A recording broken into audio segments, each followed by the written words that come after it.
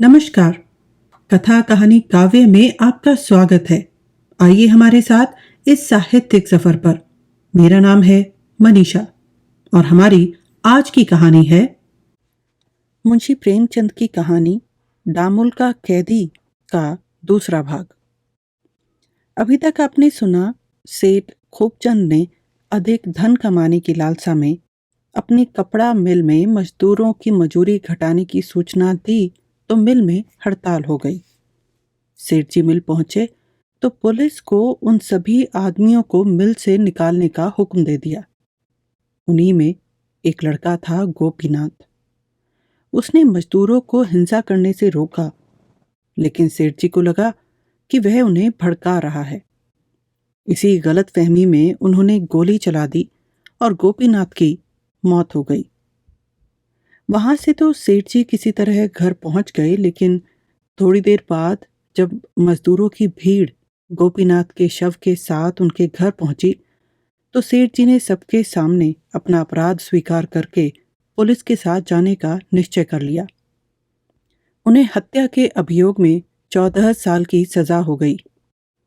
इस दौरान उनकी पत्नी प्रमिला ने पुत्र को जन्म दिया। मिल और घर सब लेने देने में चुक गए। एक किराए के मकान में प्रमिला अपने बेटे के साथ स्वदेशी वस्तुओं का प्रचार करके गुजर कर रही थी। अब आगे। 15 साल की विपत्ति के दिन आशा की छाह में कट गए। संध्या का समय है। किशोर कृष्णचंद्र अपनी माता के पास मन मारे बैठा हुआ है। वह माँ बाप दोनों में से एक पर भी नहीं पड़ा। प्रमिला ने पूछा, क्यों बेटा, तुम्हारी परीक्षा तो समाप्त हो गई? हाँ माँ, हो गई, लेकिन मेरे पर्चे अच्छे नहीं हुए। मेरा मन पढ़ने में नहीं लगता है। यह कहते कहते उसकी आंखें डबडबा आई। प्रमिला ने स्नेह भरे स्वर में कहा, यह तो अच्छी बात नहीं बेटा, तुम्हें पढ़ने में मन लगाना चाहिए। बालक ने सजल नेत्रों से माता को देखा और बोला, मुझे बार बार पिताजी की याद आती है। वो तो अब बूढ़े हो गए होंगे। मैं सोचता हूँ कि वह आएंगे तो तन मन से उनकी सेवा करूंगा। इतना बड़ा उत्सर्ग किसने किया होगा अम्मा? उस पर लोग उन्हें निर्दयी कहते हैं। मैंने गोपीनाथ के बाल बच्चों का पता लगा लिया अम्मा। उसकी घरवाली है, माता है और एक लड़की है जो मुझसे 2 साल बड़ी है। माँ बेटी दोनों उसी मिल में काम करती हैं। दादी बहुत बूढ़ी हो गई हैं। प्रमिला ने विस्मित होकर पूछा, तुझे उनका पता कैसे चला बेटा? कृष्णचंद्र प्रसन्नचित्त होकर बोला, मैं आज उस मिल में चला गया था। मैं उस स्थान को देखना चाहता था जहां मजूरों ने पिताजी को घेरा था, और वह स्थान भी जहां गोपीनाथ गोली खाकर गिरा था। पर उन दोनों में से एक भी स्थान न रहा। वहां इमारतें बन गई हैं। मिल का काम बड़े जोर से चल रहा है। मुझे देखते ही बहुत से आदमियों ने मुझे घेर लिया। सब यही कहते थे कि तुम तो भैया गोपीनाथ का रूप धर कर आए हो। मजूरों ने वहां गोपीनाथ की एक तस्वीर लटका रखी है। उसे देखकर चकित हो गया अम्मा, जैसे मेरी ही तस्वीर हो। केवल मूंछों का अंतर है। जब मैंने गोपी की स्त्री के बारे में पूछा तो एक आदमी दौड़कर उसकी स्त्री को बुला लाया। वह मुझे देखते ही रोने लगी और न जाने क्यों मुझे भी रोना आ गया। बेचारी स्त्रियां बड़े कष्ट में हैं। मुझे तो उनके ऊपर ऐसी दया आती है कि उनकी कुछ मदद करूं। प्रमिला को शंका हुई, लड़का इन झगड़ों में पड़कर पढ़ना न छोड़ दे। बोली, अभी तुम उनकी क्या मदद कर सकते हो बेटा? धन होता तो कहती 10-5 रुपए महीना दे दिया करो, लेकिन घर का हाल तो तुम जानते ही हो। अभी मन लगा कर पढ़ो। जब तुम्हारे पिताजी आ जाएं तो जो इच्छा हो वह करना। कृष्णचंद्र ने उस समय कोई जवाब न दिया, लेकिन आज से उसका नियम हो गया कि स्कूल से लौटकर एक बार गोपी के परिवार को देखने अवश्य जाता। प्रमिला उसे जेब खर्च के लिए जो पैसे देती उसे उन अनाथों पर ही खर्च करता कभी कुछ फल ले लिए, कभी शाक भाजी ले ली। एक दिन कृष्णचंद्र को घर आने में देर हुई तो प्रमिला बहुत घबराई।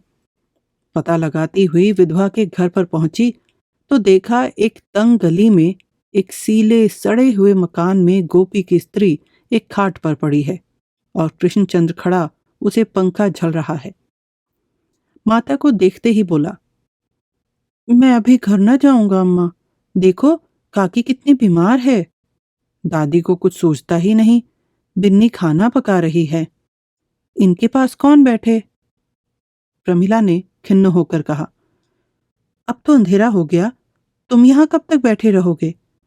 अकेला घर मुझे भी तो अच्छा नहीं लगता। इस वक्त चलो, सवेरे फिर आ जाना। रोगिणी ने प्रमिला की आवाज सुनकर आंखें खोल दी और मंद स्वर में बोली, आओ माता जी, बैठो। मैं तो भैया से कह रही थी देर हो रही है, अब घर जाओ, पर यह गए ही नहीं। मुझे भागने पर इन्हें न जाने क्यों इतनी दया आती है। अपना लड़का भी इससे अधिक मेरी सेवा न कर सकता।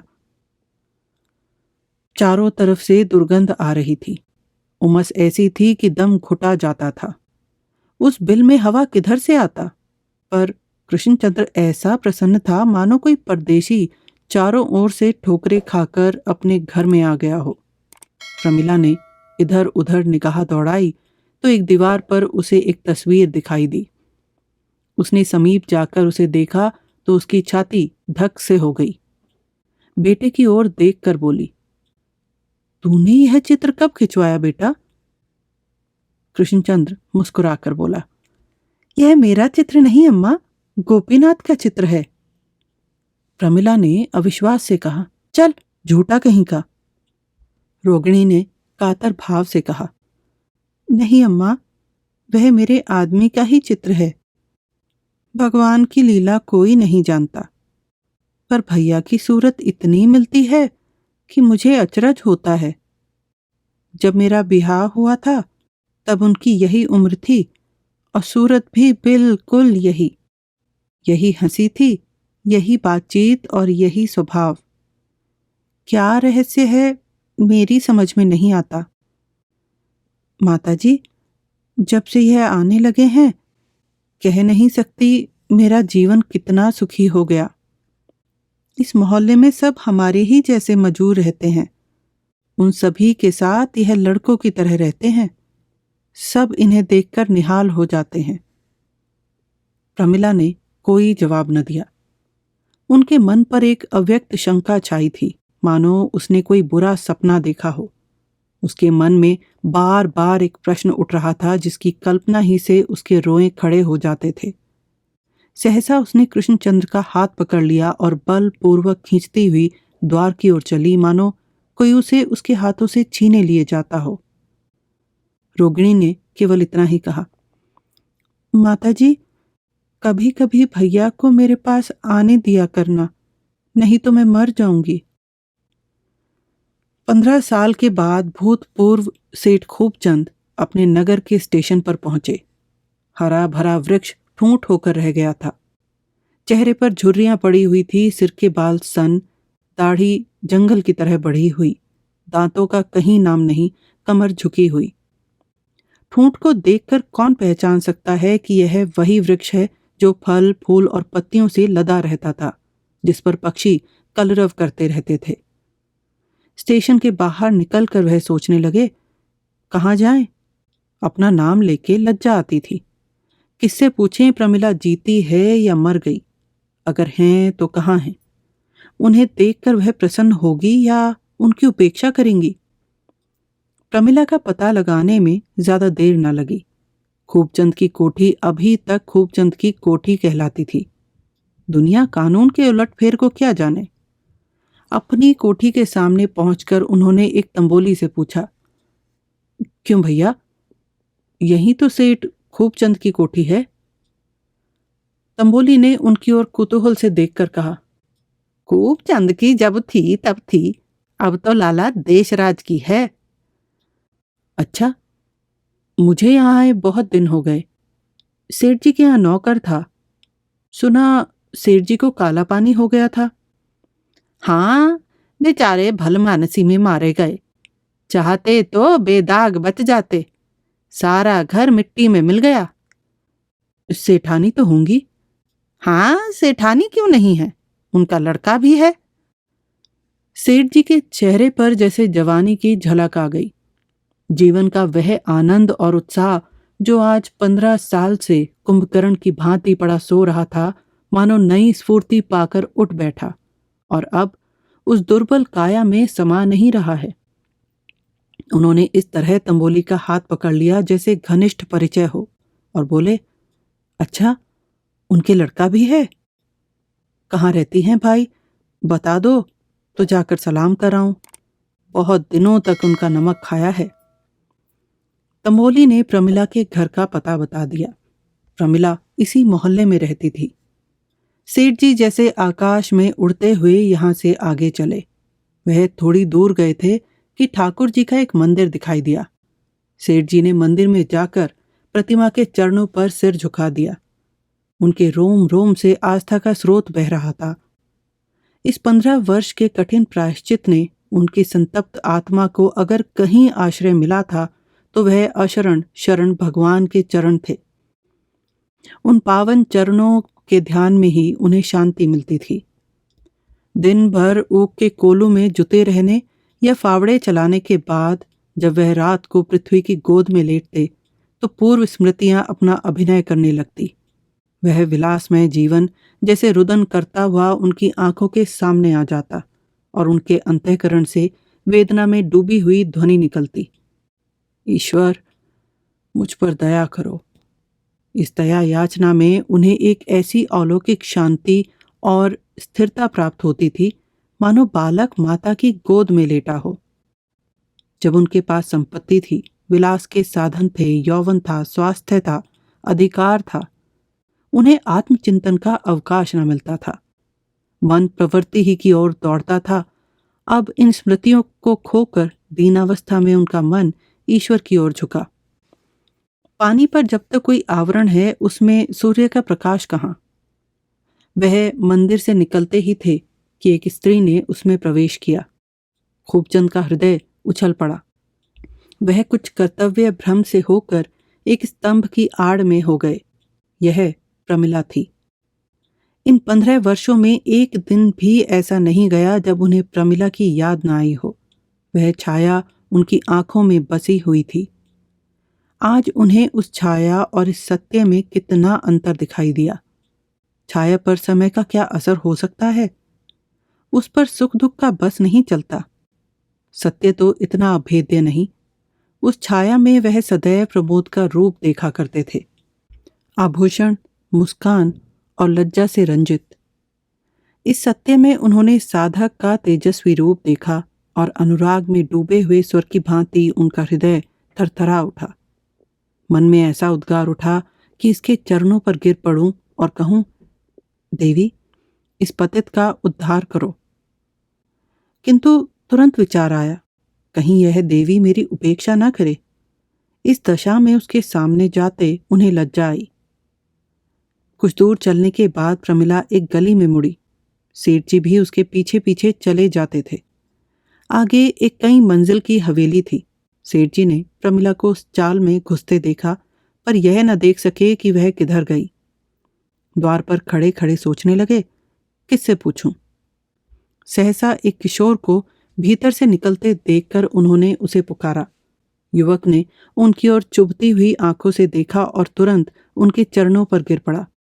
सेठ जी का कलेजा धक से हो गया। यह तो गोपी था, केवल उम्र में उससे कम। वही रूप था, वही डील, मानो वह कोई जन्म लेकर आ गया हो। उनका सारा शरीर एक विचित्र भय से सिहर उठा। कृष्णचंद्र ने एक क्षण में उठकर कहा, हम तो आज आपकी प्रतीक्षा कर रहे थे। बंदर पर जाने के लिए एक गाड़ी लेने जा रहा था। आपको तो यहाँ आने में बड़ा कष्ट हुआ होगा। आइए, अंदर आइए। मैं आपको देखते ही पहचान गया। कहीं भी देखकर पहचान जाता। खूबचंद उसके साथ भीतर चले तो मगर उसका मन जैसे अतीत के कांटों में उलझ रहा था। गोपी की सूरत क्या वह कभी भूल सकते थे?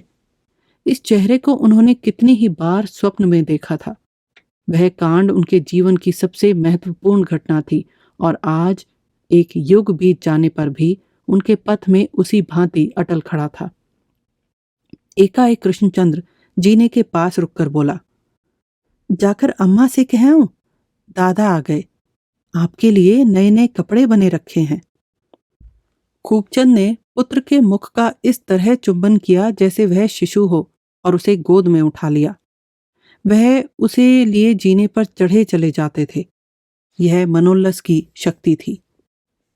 30 साल से व्याकुल पुत्र लालसा यह पदार्थ पाकर जैसे उस पर न्यौछावर हो जाना चाहती है। जीवन नई नई अभिलाषाओं को उन्हें सम्मोहित कर रहा है। इस रत्न के लिए वह ऐसी ऐसी कितनी ही यातनाएं सहर्ष झेल सकते थे। अपने जीवन में उन्होंने जो कुछ अनुभव के रूप में कमाया था, उसका तत्व वह अब कृष्णचंद्र के मस्तिष्क में भर देना चाहते हैं। उन्हें यह अरमान नहीं है कि कृष्णचंद्र धन का स्वामी हो, चतुर हो, यशस्वी हो, बल्कि दयावान हो, सेवाशील हो, नम्र हो, श्रद्धालु हो। ईश्वर की दया में अब उन्हें असीम विश्वास है। नहीं तो उन जैसा अधम व्यक्ति क्या इस योग्य था कि इस कृपा का पात्र बनता? और प्रमिला तो साक्षात लक्ष्मी है। कृष्णचंद्र भी पिता को पाकर निहाल हो गया है। अपनी सेवाओं से मानो उनके अतीत को भुला देना चाहता है। मानो पिता की सेवा ही के लिए उसका जन्म हुआ। मानो वह पूर्व जन्म का कोई ऋण चुकाने के लिए संसार में आया है। आज सेठ जी को आए 7वां दिन है। संध्या का समय है। सेठ जी संध्या करने जा रहे हैं कि गोपीनाथ की लड़की बिन्नी ने आकर प्रमिला से कहा, माताजी, अम्मा जी का जी अच्छा नहीं है, भैया को बुला रही हैं। आज तो वह ना आ सकेगा। उसके पिता आ गए हैं, उनसे बातें कर रहा है। कृष्णचंद्र ने दूसरे कमरे में से उनकी बातें सुन ली। तुरंत आकर बोला, नहीं अम्मा, मैं दादा से पूछकर जरा देर के लिए चला जाऊंगा। प्रमिला ने बिगड़ कर कहा, तू कहीं जाता है तो तुझे घर की सुधि ही नहीं रहती। न जाने उन सबों ने तुझे क्या बूटी सुंघा दी है। मैं बहुत जल्द चला आऊंगा अम्मा, तुम्हारे पैरों पड़ता हूं। तू कैसा लड़का है, बेचारे अकेले बैठे हुए हैं और तुझे वहां जाने की पड़ी हुई है। सेठ जी ने भी ये बातें सुनी। आकर बोले, क्या हर्ज है, जल्दी आने को कह रहे हैं तो जाने दो। कृष्णचंद्र प्रसन्न चित्त बिन्नी के साथ चला गया। एक क्षण के बाद प्रमिला ने कहा, जब से मैंने गोपी की तस्वीर देखी है, मुझे नित्य शंका बनी रहती है कि न जाने भगवान क्या करने वाले हैं। बस यही मालूम होता है। सेठ जी ने गंभीर स्वर में कहा, मैं तो पहली बार देखकर चकित रह गया था। जान पड़ा गोपीनाथ ही खड़ा है। गोपी की घरवाली कहती है कि इसका स्वभाव भी गोपी ही का सा है। सेठ जी गूढ़ मुस्कान के साथ बोले, भगवान की लीला है कि जिसकी मैंने हत्या की वह मेरा पुत्र हो। मुझे तो विश्वास है गोपीनाथ ने ही इसमें अवतार लिया है। प्रमिला ने माथे पर हाथ रखकर कहा, यही सोचकर तो कभी कभी मुझे न जाने कैसी कैसी शंका होने लगती है। सेठ जी ने श्रद्धा भरी आंखों से देखकर कहा, भगवान हमारे परम सुहृद हैं। वह जो कुछ करते हैं प्राणियों के कल्याण के लिए करते हैं। हम समझते हैं हमारे साथ विधि ने अन्याय किया, पर यह हमारी मूर्खता है। विधि अबोध बालक नहीं है जो अपने ही सिरजे हुए खिलौनों को तोड़ फोड़ कर आनंदित होता है। न वह हमारा शत्रु है जो हमारा अहित करने में सुख मानता है। वह परम दयालु है, मंगल रूप है। यही अवलंब है जिसने निर्वासन काल में मुझे सर्वनाश से बचाया। इस आधार के बिना कह नहीं सकता मेरी नौका कहां कहां भटकती और उसका क्या अंत होता। बिन्नी ने कई कदम चलने के बाद कहा, मैंने तुमसे झूठ मूठ कहा कि अम्मा बीमार हैं। अम्मा तो बिल्कुल अच्छी हैं। तुम कई दिनों से गए नहीं, इसलिए उन्होंने मुझे कहा, इस बहाने से बुला लाना, तुमसे वह एक सलाह करेंगी। कृष्णचंद्र ने कुतूहल भरी आंखों से देखा। तुमसे सलाह करेंगी? मैं भला क्या सलाह दूंगा? मेरे दादा आ गए, इसीलिए नहीं आ सका। तुम्हारे दादा आ गए? उन्होंने पूछा होगा यह कौन लड़की है? नहीं, कुछ नहीं पूछा। दिल में कहते होंगे कैसी बेशर्म लड़की है। दादा ऐसे आदमी नहीं है। मालूम हो जाता कि यह कौन है तो बड़े प्रेम से बातें करते। मैं तो कभी कभी डरा करता था, न जाने उनका मिजाज कैसा हो। सुनता था कैदी बड़े कठोर हृदय हुआ करते हैं, लेकिन दादा तो दया के देवता हैं। दोनों कुछ देर फिर चुपचाप चलने लगे। जब कृष्णचंद्र ने पूछा, तुम्हारी अम्मा मुझसे कैसी सलाह करेंगी? बिन्नी का ध्यान जैसे टूट गया। मैं क्या जानूं कैसी सलाह करेंगी? मैं जानती थी कि तुम्हारे दादा आए हैं तो ना आती। मन में कहते होंगे इतनी बड़ी लड़की अकेली मारी मारी फिरती है। हाँ, कहते तो होंगे। मैं जाकर और जड़ दूंगा। बिन्नी बिगड़ गई। तुम क्या जड़ दोगे? बताओ, मैं कहाँ घूमती हूँ? तुम्हारे घर के सिवा मैं और कहाँ जाती हूँ? मेरे जी में जो आएगा सो कहूंगा, नहीं तो मुझे बता दे कैसी सलाह है। तो मैंने कब कहा था कि नहीं बताऊंगी? कल हमारे मिल में फिर हड़ताल होने वाली है। हमारा मैनेजर इतना निर्दयी है कि किसी को 5 मिनट की भी देर हो जाए तो आधे दिन की तलब काट लेता है, और 10 मिनट देर हो जाए तो दिन भर की मजूरी गायब। कई बार सभी ने जाकर उससे कहा, सुना, मगर मानता ही नहीं। तुम हो तो जरा से, पर अम्मा का न जाने तुम्हारे ऊपर क्यों इतना विश्वास है, और मजूर लोग भी तुम्हारे ऊपर बड़ा भरोसा करते हैं। सबकी सलाह है तुम एक बार मैनेजर के पास जाकर दो टूक बातें कर लो, हाँ या नहीं। अगर वह अपनी बात पर अड़ा रहे तो फिर हम हड़ताल करेंगे। कृष्णचंद्र विचारों में मग्न था, कुछ न बोला।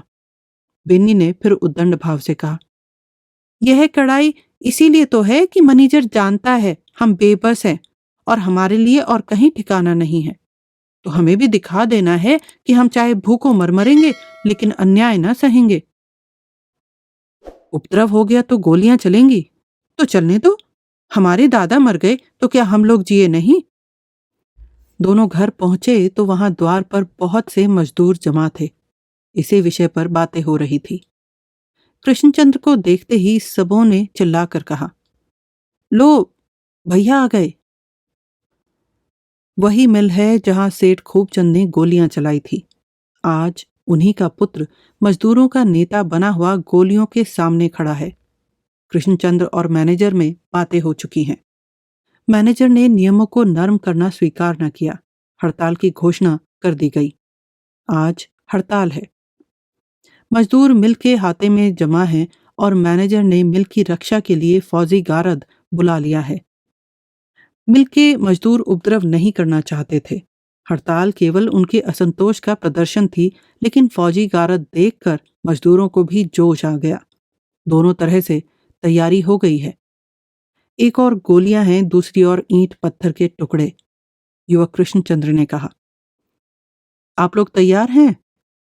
हमें मिल के अंदर जाना है, चाहे सब मार डाले जाएं। बहुत सी आवाजें आईं। सब तैयार हैं। जिसके बाल बच्चे हैं वह अपने घर में चले जाएं। बिन्नी पीछे खड़ी खड़ी बोली, बाल बच्चे सबकी रक्षा भगवान करता है। कई मजदूर घर लौटने का विचार कर रहे हैं। इस वाक्य ने उन्हें स्थिर कर दिया। जय जयकार हुई और 1000 मजदूरों का दल मिल द्वार की ओर चला। फौजी गारद ने गोलियां चलाई। सबसे पहले कृष्णचंद्र, फिर और कई आदमी गिर पड़े। लोगों के पांव उखड़ने लगे। खूबचंद उसी वक्त नंगे सिर नंगे पांव हाथे में पहुंचे और कृष्णचंद्र को गिरते देखा। परिस्थिति उन्हें घर ही पर मालूम हो गई थी।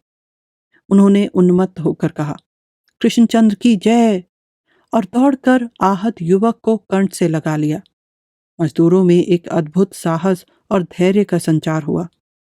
खूबचंद, इस नाम ने जादू का काम किया। इस 15 साल में खूबचंद ने शहीद का ऊंचा पद प्राप्त कर लिया था। उन्हीं का पुत्र आज मजदूरों का नेता है। धन्य है भगवान की लीला। सेठ जी ने पुत्र की लाश को जमीन पर लिटा दिया और अविचलित भाव से बोले, भाइयों, यह लड़का मेरा पुत्र था। मैं 15 साल डामुल काट कर लौटा तो भगवान की कृपा से मुझे इसके दर्शन हुए। आज 8वां दिन है। आज फिर भगवान ने उसे अपनी शरण में ले लिया। वह भी उन्हीं की कृपा थी, यह भी उन्हीं की कृपा है। मैं जो मूर्ख अज्ञानी तब था, वही अब भी हूं। हाँ, इस बात का मुझे गर्व है कि भगवान ने मुझे ऐसा वीर बालक दिया। अब आप लोग मुझे बधाइयां दें। किसे ऐसी वीर गति मिलती है?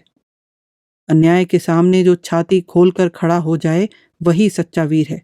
इसीलिए बोलिए, कृष्णचंद्र की जय।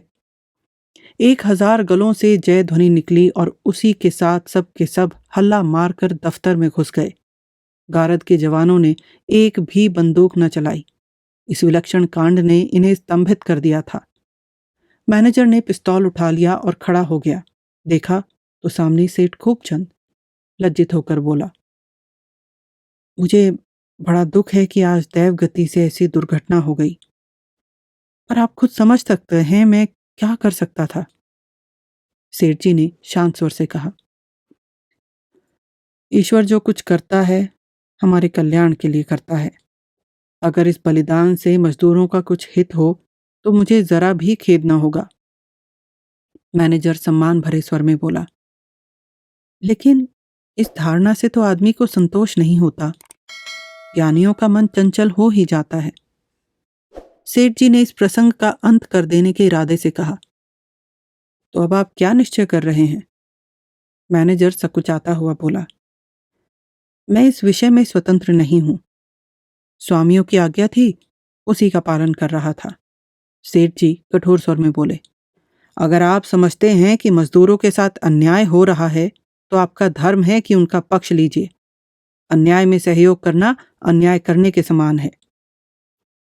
एक तरफ तो मजदूर कृष्णचंद्र के दाह संस्कार का आयोजन कर रहे थे, दूसरी तरफ मिल के डायरेक्टर और मैनेजर सेठ खूबचंद के साथ बैठे कि कोई ऐसी व्यवस्था सोची जाए कि मजदूरों के प्रति अन्याय का अंत हो जाए। 10 बजे सेठ जी ने बाहर निकलकर मजदूरों को सूचना दी, मित्रों, ईश्वर को धन्यवाद दो कि उसने तुम्हारी विनय स्वीकार कर ली। तुम्हारी हाजिरी के लिए अब नए नियम बनाए जाएंगे और जुर्माने की वर्तमान प्रथा उठा ली जाएगी। मजदूरों ने सुना, पर उन्हें वह आनंद न हुआ जो 1 घंटा पहले होता। कृष्णचंद्र की बलि देकर बड़ी से बड़ी रियासत भी उनकी निगाहों में हेय थी। अभी अर्थी न उठने पाई थी कि प्रमिला लाल आंखें किए उन्मत्त सी दौड़ी आई और देह से चिमट गई, जिसे उसने अपने उदर से जन्म दिया और अपने रक्त से पाला था। चारों ओर हाहाकार मच गया। मजदूर और मालिक ऐसा कोई नहीं था जिसकी आंखों से आंसुओं की धारा न निकल रही हो। सेठ जी ने समीप जाकर प्रमिला के कंधे पर हाथ रखा और बोले, क्या करती हो प्रमिला? जिसकी मृत्यु पर हंसना और ईश्वर को धन्यवाद देना चाहिए, उसकी मृत्यु पर रोती हो? प्रमिला उसी शव को हृदय से लगाए पड़ी रही। जिस निधि को पाकर उसने विपत्ति को संपत्ति समझा था, पति वियोग से अंधकार में जीवन में जिस दीपक से आशा, धैर्य और अवलंब पा रही थी, वह दीपक बुझ गया था। जिस विभूति को पाकर ईश्वर की निष्ठा और भक्ति उसके रोम रोम में व्याप्त हो गई थी, वह विभूति उससे छीन ली गई थी। सहसा उसने पति को अस्थिर नेत्रों से देखकर कहा, तुम समझते होंगे ईश्वर जो कुछ करता है हमारे कल्याण के लिए ही करता है। मैं ऐसा नहीं समझती, समझ ही नहीं सकती। कैसे समझूं?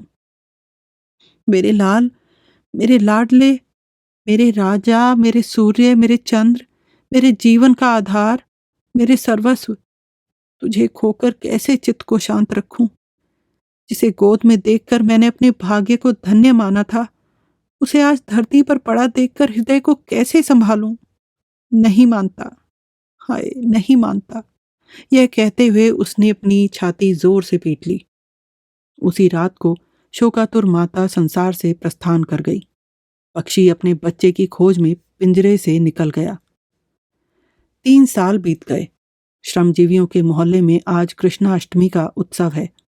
उन्होंने आपस में चंदा करके एक मंदिर बनवाया है। मंदिर आकार में तो बहुत सुंदर और विशाल नहीं, पर जितनी भक्ति से यहाँ सिर झुकते हैं, वह बात इससे कहीं बड़े विशाल मंदिरों को प्राप्त नहीं। यहाँ लोग अपनी संपत्ति का प्रदर्शन करते नहीं, बल्कि अपनी श्रद्धा की भेंट देने आते हैं। मजदूर स्त्रियां गा रही हैं, बालक दौड़ दौड़ कर छोटे छोटे काम कर रहे हैं और पुरुष झांकी के बनाव श्रृंगार में लगे हुए हैं। उसी वक्त सेठ खूब चंद आए। स्त्रियां और बालक उन्हें देखते ही चारों ओर से दौड़कर जमा हो गए। वह मंदिर उन्हीं के सतत उद्योग का फल है। मजदूर परिवारों की सेवा ही अब उनके जीवन का उद्देश्य है। उसका छोटा सा परिवार अब विराट हो गया। उनके सुख को वह अपना सुख और उनके दुख को अपना दुख मानते हैं। मजदूरों में शराब, जुए और दुराचरण की वह कसरत नहीं रही। सेठ जी की सहायता, सत्संग और सद्व्यवहार पशुओं को मनुष्य बना रहा है। सेठ जी ने बाल रूप भगवान के सामने जाकर सिर झुकाया और उनका मन अलौकिक आनंद से खिल उठा। उस झांकी में उन्हें कृष्णचंद्र की झलक दिखाई दी। एक ही क्षण में उसने जैसे गोपीनाथ का रूप धारण कर लिया। सेठ जी का रोम रोम पुलकित हो उठा। भगवान की व्यापकता का, दया का, रूप का आज जीवन में पहली बार उन्हें दिखाई दिया। अब तक भगवान की दया को वह सिद्धांत रूप में मानते थे। आज उन्होंने उसका प्रत्यक्ष रूप देखा। एक पथभ्रष्ट, पतनोन्मुखी आत्मा के उद्धार के लिए इतना दैवी विधान, इतनी अनवरत ईश्वरीय प्रेरणा। सेठ जी के मानस पट पर अपना संपूर्ण जीवन सिनेमा चित्रों की भांति दौड़ गया। उन्हें जान पड़ा जैसे 20 वर्ष से ईश्वर की कृपा उन पर छाया किए हुए हैं। गोपीनाथ का बलिदान क्या था? विद्रोही मजदूरों ने जिस समय उसका मकान घेर लिया था, उस समय उनका आत्मसमर्पण ईश्वर की दया के सिवा और क्या था? 15 साल के निर्वासित जीवन में फिर कृष्णचंद्र के रूप में कौन उनकी आत्मा की रक्षा कर रहा था? सेठ जी के अंतःकरण से भक्ति की विह्वलता में डूबी हुई जय ध्वनि निकली, कृष्ण भगवान की जय। और जैसे संपूर्ण ब्रह्मांड दया के प्रकाश से जगमगा उठा। हमारे साथ बने रहने के लिए धन्यवाद। आपको ये कहानी कैसी लगी, हमें नीचे कमेंट बॉक्स में बताएं।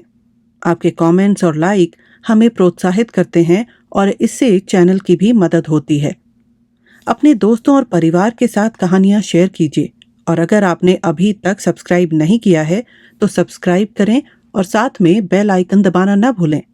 इससे हमारे अपडेट्स आपको सबसे पहले मिलेंगे।